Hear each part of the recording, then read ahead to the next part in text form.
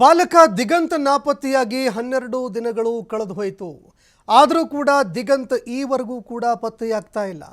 ಪೊಲೀಸರಿಗೆ ಈ ಪ್ರಕರಣ ಒಂದು ಕಡೆ ತಲೆ ಬಿಸಿಯಾಗ್ತಾ ಇದ್ರೆ ಮತ್ತೊಂದೆಡೆ ಈ ಪ್ರಕರಣ ಅಧಿವೇಶನದಲ್ಲೂ ಕೂಡ ಚರ್ಚೆಗೆ ಕಾರಣ ಆಗಿತ್ತು.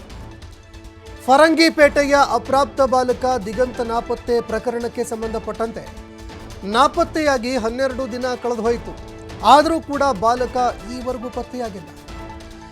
ಈ ಪ್ರಕರಣಕ್ಕೆ ಸಂಬಂಧಪಟ್ಟಂತೆ ಪೊಲೀಸರು ಹಲವಾರು ಆಯಾಮಗಳಲ್ಲಿ ತನಿಖೆ ಮಾಡಿದರೂ ಕೂಡ ಪೊಲೀಸರಿಗೆ ಬಾಲಕನ ಸುಳಿವು ಮಾತ್ರ ಸಿಗ್ತಾ ಇಲ್ಲ.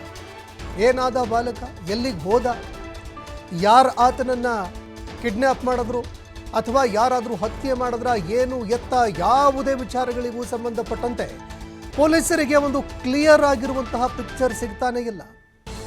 ಬಂಟ್ವಾಳದ ಬಾಲಕ ನಾಪತ್ತೆ ಹಿಂದೆ ಮಂಗಳಮುಖಿಯರ ಕೈವಾಡ ಏನಾದರೂ ಇದೆಯಾ ಅನ್ನುವಂತಹ ಒಂದು ಪ್ರಶ್ನೆ ಕೂಡ ಈಗ ಕಾಡ್ತಾ ಇದೆ. ಮಂಗಳಮುಖಿ ಗ್ಯಾಂಗ್ ಕೈವಾಡದ ಬಗ್ಗೆ ಹಲವಾರು ಅನುಮಾನಗಳು ಕಾಡ್ತಾ ಇದೆ. ಈಗ ಈ ದಿಕ್ಕಿನಲ್ಲೂ ಈಗ ತನಿಖೆಗೆ ಪೊಲೀಸರು ಮುಂದಾಗ್ತಾ ಇದ್ದಾರೆ. ಮಂಗಳಮುಖಿಯರು ಏನಾದರೂ ಆತನನ್ನ ಕಿಡ್ನ್ಯಾಪ್ ಮಾಡಿದ್ರ, ಮಂಗಳಮುಖಿಯರ ಒಂದು ಗ್ಯಾಂಗ್ ಇದೆ ಅನ್ನುವಂತಹ ಒಂದು ಪ್ರಶ್ನೆ ಈಗ ಪೊಲೀಸರಿಗೂ ಕೂಡ ಎದುರಾಗ್ತಾ ಇರುವಂಥದ್ದು. ಹೀಗಾಗಿ ಮಂಗಳಮುಖಿಯರ ಒಂದು ಗ್ಯಾಂಗ್ನ ಕೈವಾಡ ಏನಾದರೂ ಇದೆಯಾ ಅನ್ನುವಂತಹ ಒಂದು ಅನುಮಾನದಲ್ಲೂ ಕೂಡ ಈಗ ಪೊಲೀಸರು ತನಿಖೆ ಮಾಡ್ತಾ ಇದ್ದಾರೆ. ಇನ್ನು ಪೊಲೀಸ್ ಇಲಾಖೆ ವಿರುದ್ಧ ಆಕ್ರೋಶ ಹೆಚ್ಚಳವಾಗ್ತಾ ಇದೆ. ಈ ಕುರಿತು TV5ಗೆ ದಿಗಂತ್ ಸಂಬಂಧಿಕ ಪ್ರಣಮ್ ಅವರು ಪ್ರತಿಕ್ರಿಯೆ ಕೊಟ್ಟಿದ್ದಾರೆ.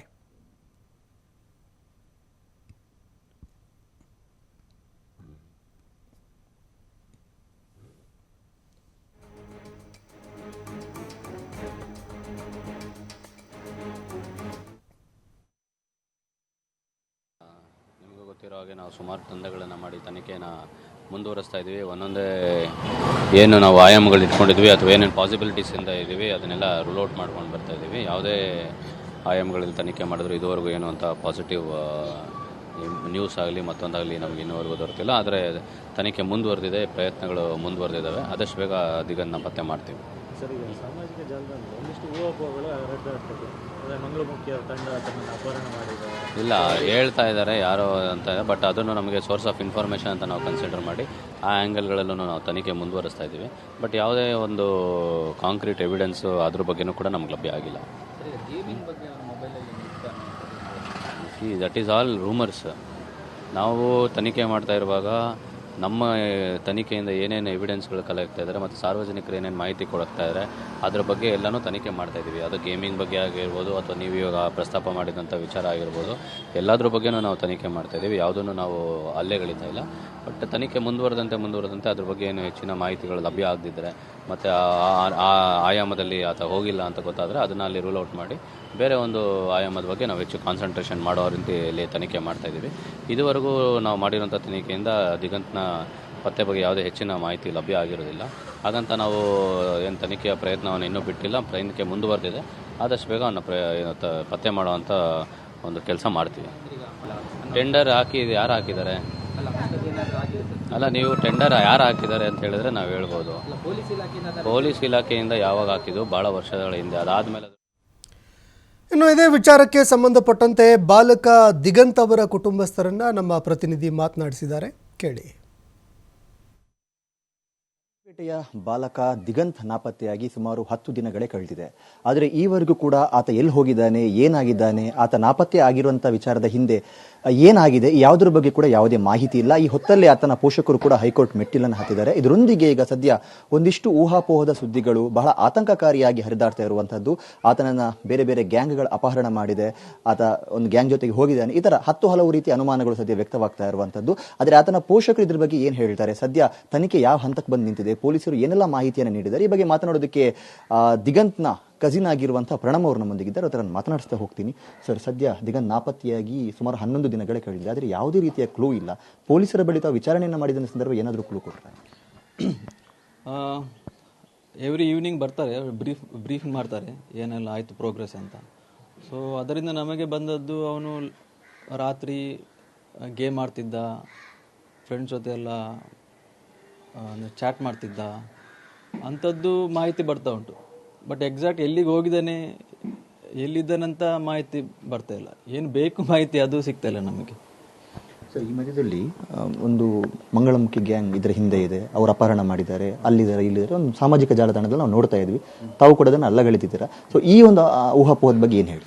ಅದು ರೂಮರ್ಸ್ ಯಾಕೆ ಬಂತಂದರೆ ಸರೌಂಡಿಂಗಲ್ಲಿ ಎಲ್ಲೋ ಆಗಿದೆ ಅಂತೆ, ಒಂದು ಅಂಥ ಕೇಸ್ ಆಗಿದೆ ಅಂತೆ ಅಂತ ನಮ್ಗೆ ಗೊತ್ತಾಯಿತು. ಬಟ್ ಅದಕ್ಕೂ ಇದಕ್ಕೆಲ್ಲ ಲಿಂಕ್ ಮಾಡ್ತಿದ್ದಾರೆ. ಮತ್ತು ನಾನು ಸಬ್ ಇನ್ಸ್ಪೆಕ್ಟರ್ ಹತ್ರ ಕೇಳಿದೆ, ಸ್ಪಷ್ಟನೆ ಕೇಳಿದೆ, ಇಂಥದ್ದು ಏನಾದರೂ ಆಗಿದಾ ಅಥವಾ ನಿಮ್ಮ ಇನ್ವೆಸ್ಟಿಗೇಷನ್ ಏನಾದರೂ ಲೀಕ್ ಆಯ್ತಾ ಅಂತ. ಸೊ ಅವ್ರು ಹೇಳಿದ್ರು ಅಂಥದ್ದು ಏನಾಗಲಿಲ್ಲ, ಜನಗಳು ಮಾತಾಡ್ತಿದ್ದಾರೆ ಅಂತ ಹೇಳಿದರು. ಸೊ ಮನೆಯವರಾಗಿ ಆತ ನಾಪತ್ತೆ ಆಗುವ ಒಂದಿಷ್ಟು ದಿನಗಳ ಹಿಂದೆ ಆತನ ಒಂದು ಮೂಡ್ ಯಾವ ಥರ ಇತ್ತು, ಯಾವ ಥರ ಇದ್ದ, ಮನಸ್ಥಿತಿ ಯಾವ ಥರ ಇತ್ತು, ಏನು ಹೇಳ್ತಾರೆ, ಬಿಹೇವಿಯರ್ ಏನಾದರೂ ಚೇಂಜಸ್ ಇತ್ತಾ, ಯಾವ ಥರ? ನಾನು ಅವನನ್ನು ಚಿಕ್ಕಂದೇ ನೋಡಿದೆ ಅವನು. ಮತ್ತೆಲ್ಲ ನಾನು ಆ್ಯಕ್ಚುಲಿ ಒಂದು 1 ಮಂತ್ಗೆ ಬರ್ತಾ ಇರ್ತೇನೆ ಇಲ್ಲಿಗೆ, ಬಾಂಬೆಯಿಂದ ಬರ್ತೇನೆ, ನಾನಿರೋದು ಬಾಂಬೆಯಲ್ಲಿ.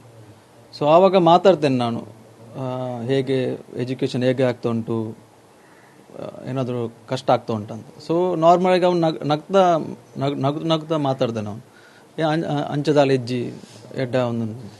ಮತ್ತು ಅವನಿಗೆ ಫ್ಯೂಚರ್ ಗೋಲ್ಸ್ ಆಯಿತು, ನಾನು ಈ ಥರ ಮೆರೈನ್ ಇಂಜಿನಿಯರಿಂಗ್ ಮಾಡಬೇಕು.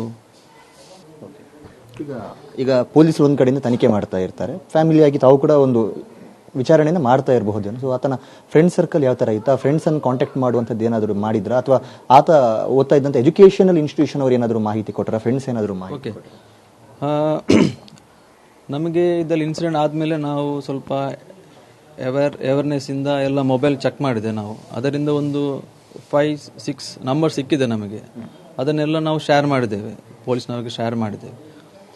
ಮತ್ತು ವಿಚಾರಣೆ ಅಂತ ಒಂದು ಕೆಲವು ಸ್ಟೂಡೆಂಟನ್ನವರು ಇಂಟರೋಗೇಷನ್ ಮಾಡಲಿಕ್ಕೆ ಕಾಲೇಜಿಗೆ ನಮ್ಮನ್ನು ಸಹ ಕರೆದಿದ್ದರು. ನಾವು ಆ ಟೈಮಲ್ಲಿ ಹೋಗಿದ್ದೆ. ಹೋದಾಗ ನಾನು ಅಲ್ಲಿ ವಾಚ್ಮ್ಯಾನ್ ಹತ್ರ ಮತ್ತು ಅಲ್ಲಿ ಸೆಕ್ರೆಟರಿ ಹತ್ರ ಎಲ್ಲ ಮಾತಾಡಿದ್ದೇನೆ. ಸೊ ಅವರು ಹೇಳ್ತಿರೋ ಹಾಗೆ ಒಳ್ಳೆ ಹುಡುಗ, ತನ್ನಷ್ಟಕ್ಕೆ ಬರ್ತಾನೆ ಹೋಗ್ತಾನೆ. ಇವನು ವಾಚ್ಮ್ಯಾನ್ ಹಾಗೇನೆ ಹೇಳಿದ್ರು, ಅವನು ದೂರದಲ್ಲಿದ್ದರೂ ಸಹ ಹೀಗೆ ಕರೆದು ಮಾತಾಡಿಸ್ದ. ಈಗ ತಮಗೆ ಪೊಲೀಸರ ಒಂದು ಇನ್ವೆಸ್ಟಿಗೇಷನ್ ಮೇಲೆ ಯಾವ ಥರ ಭರವಸೆ ಇದೆ, ಆ್ಯಂಡ್ ಈಗ ಹೋಗ್ತಾ ಇರೋ ಟ್ರ್ಯಾಕ್ ಸರಿಯಾಗಿದೆಯಾ, ಮತ್ತು ಏನು ಎಕ್ಸ್ಪೆಕ್ಟ್ ಮಾಡ್ತೀರಾ ಸರ್? ಅವು ಸಿಗುವವರೆಗೂ ನಾವು ಬಿಡುವುದಿಲ್ಲ, ಬಟ್ ಯಾವಾಗಂತ ಗೊತ್ತಿಲ್ಲ ನಮಗೂ ಸಹ. ಆದರೆ ಭರವಸೆ ಉಂಟು ಹುಡುಕಿ ಕೊಡ್ತಾರಂತ, ಬಟ್ ಸಿಗುವವರೆಗೆ ಬಿಡುವುದಿಲ್ಲ ಅಂತ ಹೇಳ್ತಿದ್ದಾರೆ.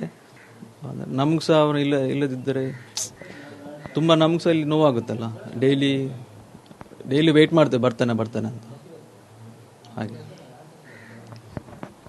ಎಸ್ ಸರ್, ಇದಿಷ್ಟು ದಿಗಂತ್ನ ಕಸಿನ್ ಆಗಿರುವಂಥ ಪ್ರಣಮ್ರವರ ಮಾತು. ಕ್ಯಾಮರಾ ಪರ್ಸನ್ ಕೃಪೇಶ್ ಪೂಜಾರ್ ಜೊತೆ ಆದಿತ್ಯ TV5.